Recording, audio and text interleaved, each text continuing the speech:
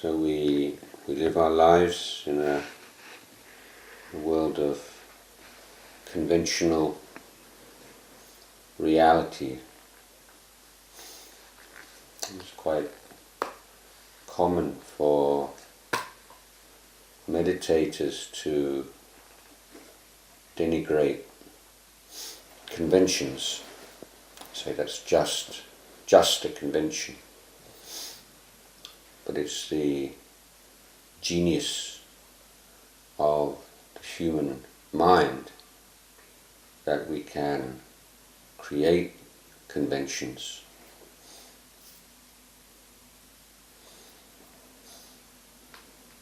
The question is whether or not the conventions can be mapped onto the truth of things.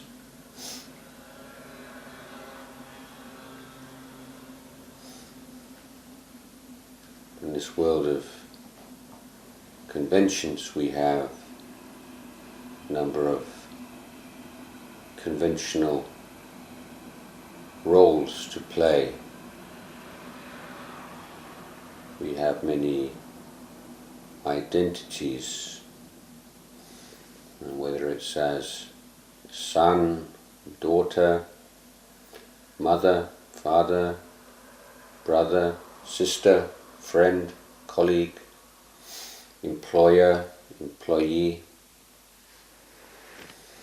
So many different overlapping conventional identities.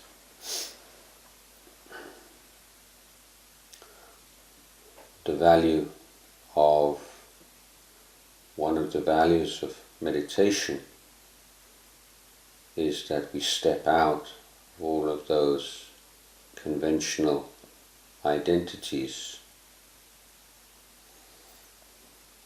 As soon as we establish mindfulness on our meditation object, it's mindfulness, clear comprehension or alertness, and atapi, and optimum intensity of effort, then all those identities dissolve. Even the sense of ourselves as a man or a woman are no longer present. Simply the body and the mind. This is one of the immediate and profound benefits of a daily meditation practice. We are seeing the conventional nature of conventions. We begin to see how conventions are just that.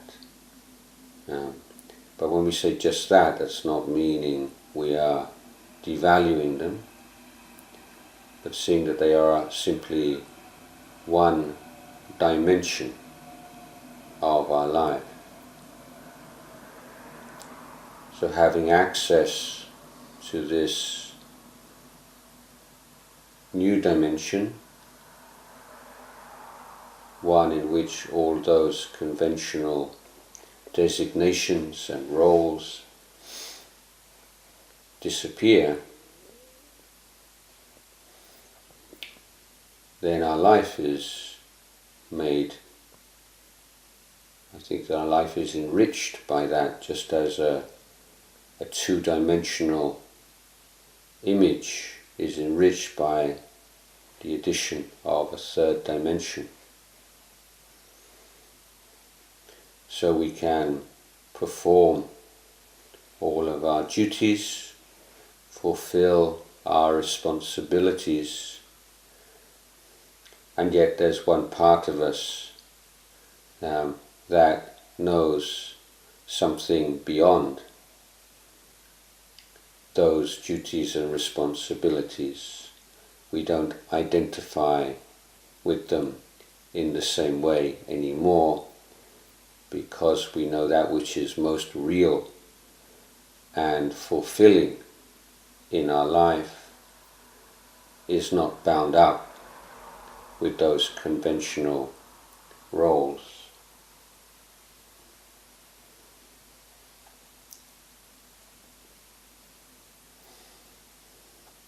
So in the Buddhist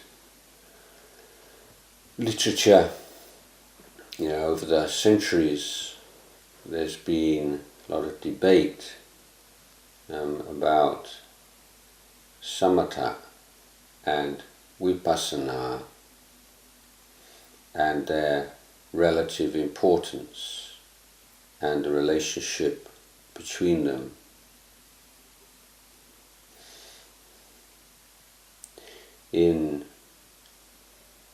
I think to a disproportionate extent, given how seldom the Buddha referred to these two terms. So in the forest tradition and the teachings of Ajahn Jayasaro, then these two terms are used very rarely, and Ajahn Jayasaro would teach that the practice of Dhamma encompasses both of these two terms, and they are different aspects of practice. At any one stage, any one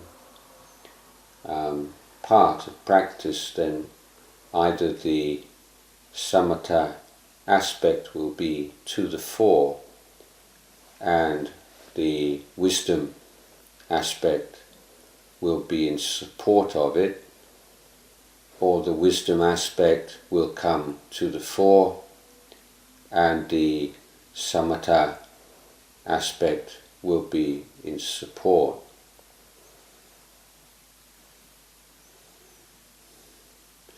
So as meditators, we need to be sensitive to what our mind needs at any one moment.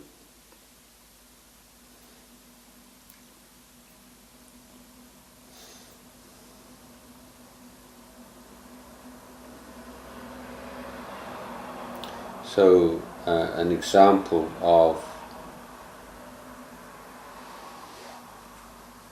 how development in Dhamma is not always best seen through this framework of samatha-vipassana would be when we look at our addiction to sensuality and the sensual world.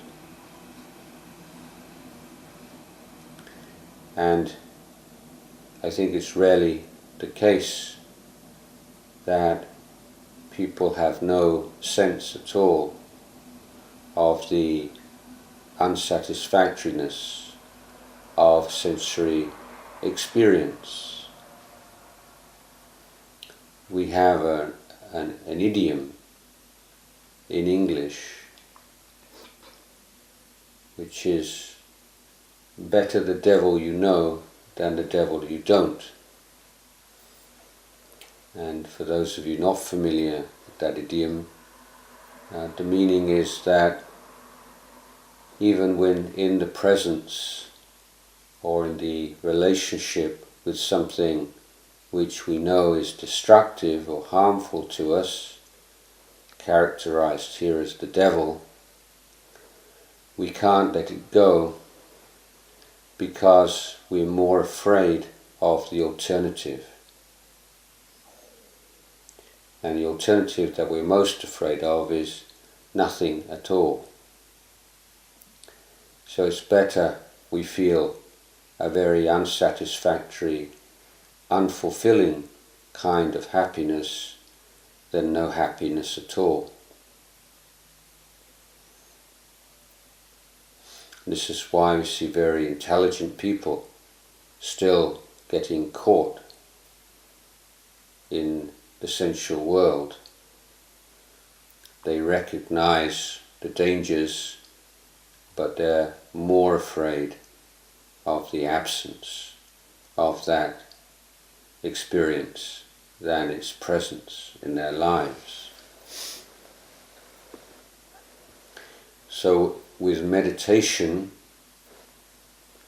we access an inner sense of well-being and happiness, and we prove to ourselves, firstly, that there is such a non-material and amisa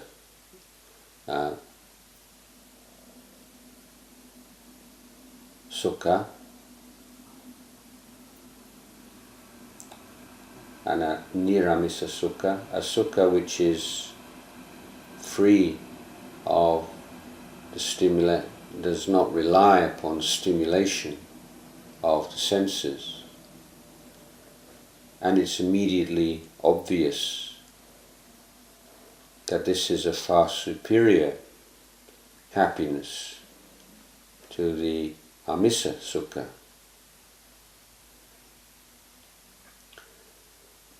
As a result,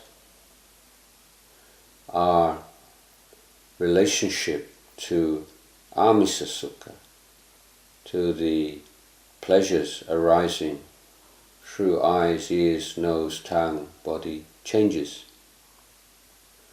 Although there may not, probably will not be, a complete renunciation,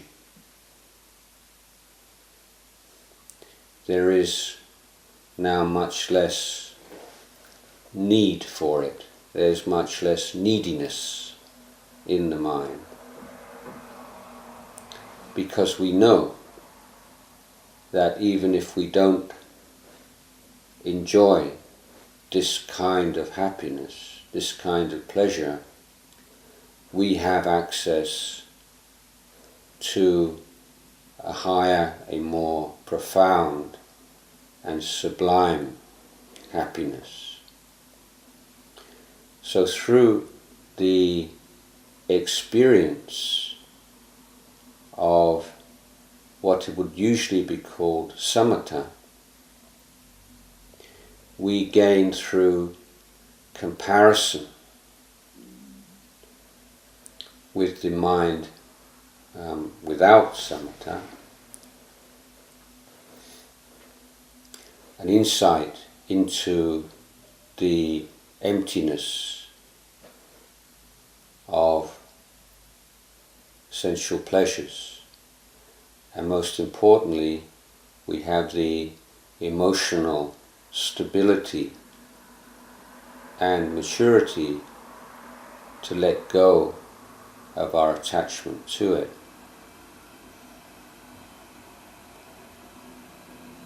This can lead to important changes in our life, in our understanding of life, our understanding of ourselves, understanding of our relationship to others and the world. So this is wisdom. So through the practice of abandoning the 5 hindrances and realizing a deep well of happiness and well-being,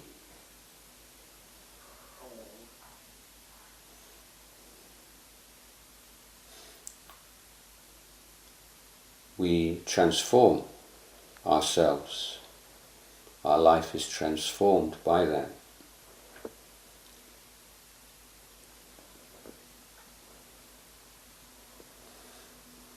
So the practice of Dhamma, this is a liberating practice. And that's the hallmark of this practice. So whether we give it the label of samatha or the label of vipassana, if we are pursuing this path correctly, we will feel this lightness and increasing sense of liberation.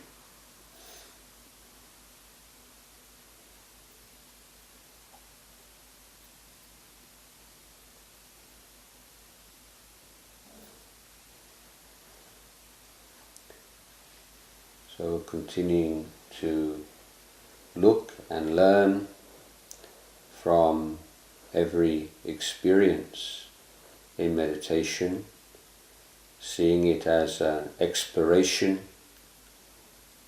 as an education of the mind. The hindrances are feedback, they're indications of imbalance in our mind and in our practice.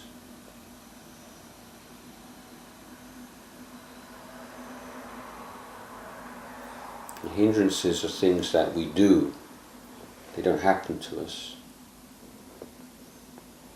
So we have to look and see how we are doing this, how we are creating hindrances in our minds,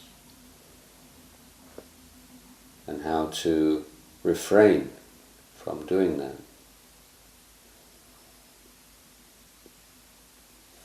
In the sutta, if you remember what the Buddha compares the mind to clear water, the water in a vessel which is both still and transparent, meaning that you can see through the water to whatever lies below it. With the first hindrance of the will towards the sensual, the interest and fascination with memories and imagination bound up with the sensual world, it's as if a dye of very different colours is introduced into the water. The water is no longer transparent, can no longer see through the water. We cannot see the nature of things clearly. When the mind is caught up in aversion, resistance, it's as if anger, it's as if the water is boiling. It's agitated without stillness, and its transparency is compromised. If the mind is full of sloth and torpor, laziness, it's as if some vegetation has grown over the surface of the water and prevents us seeing the water and seeing through the water.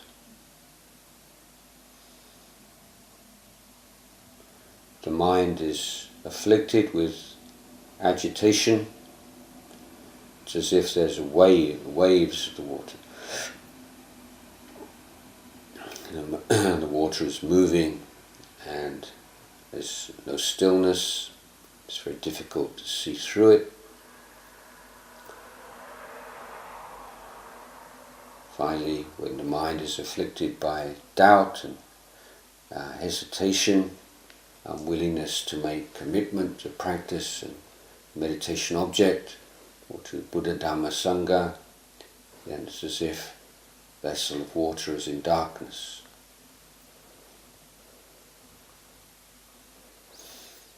Elsewhere, the Buddha compared the first hindrance to being in debt, the second hindrance to having a fever, the third to being in prison, the fourth to being a slave, and the fifth to being lost in a desolate, lonely place. And freedom from hindrance is like freedom from becoming free from debt, recovering from fever, being released from prison, being freed from slavery, and from finding the path back to safety, to home. So this is another case where it's not that the happiness arises from gaining something so much as by abandoning the obstacles that we create. So it's as if there is this happiness waiting for us as soon as we can stop creating the artificial obstructions that prevent us from realizing it. Now, this happiness that arises when the mind is free of hindrances is, of course, not the goal of meditation. It's another sankhara. It's a conditioned phenomenon. But there is perhaps the great paradox of practice is that only the happy mind can truly understand the meaning of suffering.